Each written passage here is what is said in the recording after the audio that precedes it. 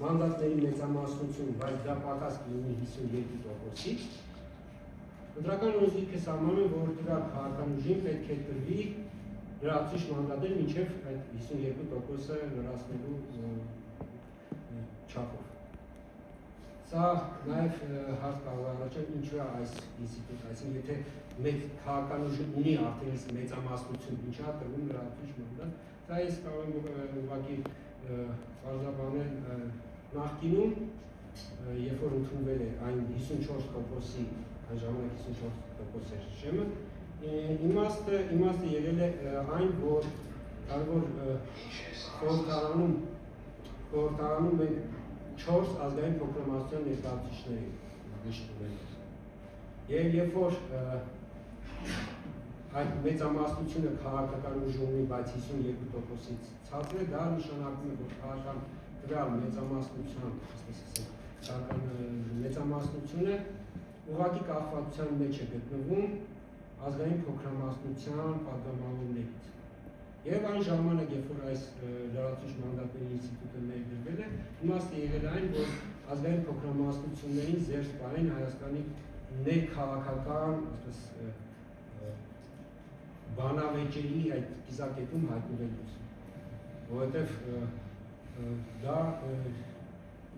ենթադրվել է, որ ազգային փոքրամասնությունները այդպիսով մեր քաղաքական կյանքում շատ խոցելի վիճակում կարող են հայտնվել եւ այս ինստիտուտը ներդրվել է, որպեսզի ուղղակի այդ կապվածությունը վերանա։ Սա այդ մյուս փոփոխությունը, որ ուժի մեջ է մտել կրկին այդ 21 թվականի փոփոխություններով, դա վերաբերում է մանդատների բաշխման նոր կարգը։ Այս դեպքում նոր կարգը նախորդից տարբերում է այն հանգամանքով, որ եթե նախկինում որևէ քաղաքական ուժ ունենար, ասենք, ձայները 2/3-ից ձայները 2/3-ից պակաս լինեին, բայց մանդատները լինեին 2/3-ից ավել, այստեղ լրացուցիչ մանդատ էր տրվում 1/3-ից նվազ քաղաքական ուժերին, որպեսզի այդ առնվազն 1/3-ը պահպանվի։ Այսինքն այս բոլոր դեպքերում այդ 1/3-ի մանդատները տրվում էին։ Ու տրվում էին կոնկրետ շեմը հաղթահարած քաղաքական ուժերի, այսինքն մանդատների բաշխմանը մասնակցող քաղաքական ուժերի։ Այս նոր կարգավորումներով ըստ էության այն դեպքում, եթե քաղաքական ուժը ձայները 2/3-ից պակաս լինեն, բայց մանդատները 2/3-ից ավել լինեն, այդ ավել 2/3-ից շեմը անցնող ավել մանդատները արդեն կբաշխվեն շեմը չհաղթահարած,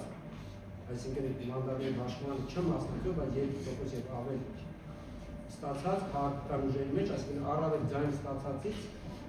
մեկական մանդատ, այսինքն մինչև այդ մանդատները կսպառվեն։ Այս կարող եմ 21 թվականի օրինակը բերել, 21 թվականին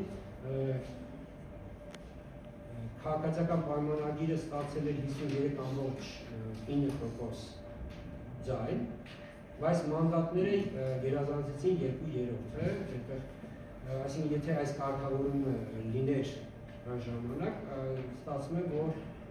այդ 71% մանդատը քաղաքացիական պայմանագրից պիտի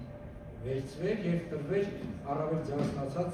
այն քաղաքական ուժին, որը որ շեմը չէր արտահայտ, թե այդ ժամանակ չեմ սխալվում, պատիվն է։ Արգավաճ Հայաստանն է պետք է չսխալվում, բայց կարող է սխալվում, ամեն դեպքում, այսինքն այդ մեկ մանդատը կգնար արդեն շեմը չհաղթահարած, այս կարգավորումը, այս ընտրություններին այլևս այս կարգավորումը գործելու, եթե նման իրավիճակ ունենանք, արդեն այս ձևով մանդատը կբաշխվի։ Ոչ թե կտրվի լրացուցիչ մանդատ, ինչը ենթադրում է, որ այս պարագայում խորհրդարանի պատգամավորների թիվը չի ավելանում։ Պատիվոնեմի հետ էլ նույնը չեղավ, ինքն էլ այդ շեմը չէր հաղթահարել։ Մանդատների բաշխմանը,